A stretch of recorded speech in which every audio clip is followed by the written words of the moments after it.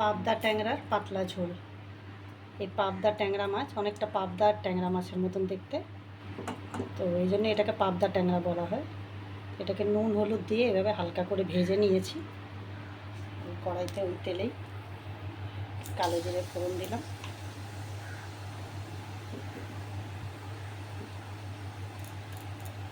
কাঁচা লঙ্কা,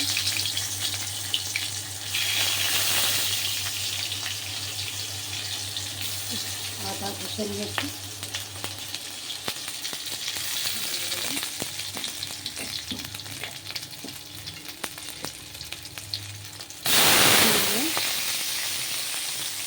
কুমড়ো আর টমেটো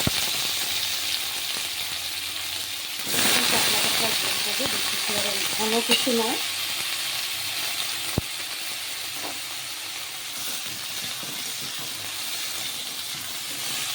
হালকা করে একটু ভেজে নেব।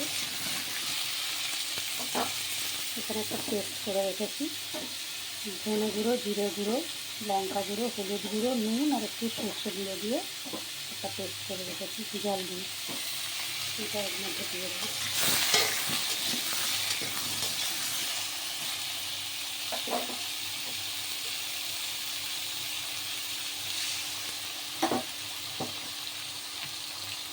দিয়ে দিলাম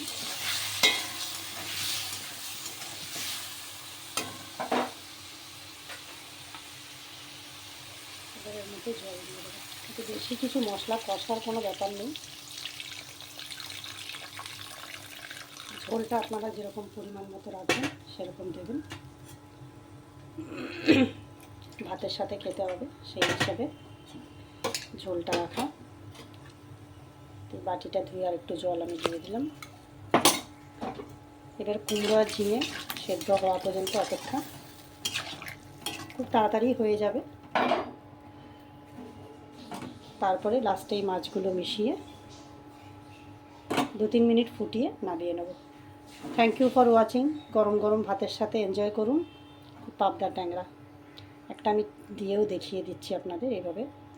ঝোলটা ফুটে উঠলে দেবো, ঝোলটা ফুটে ওঠার আগে দেবেন না। আমি আপনাদের দেখানোর জন্য দিলাম। মাছটা আপাতত তুলেই নেব। Thank you for watching.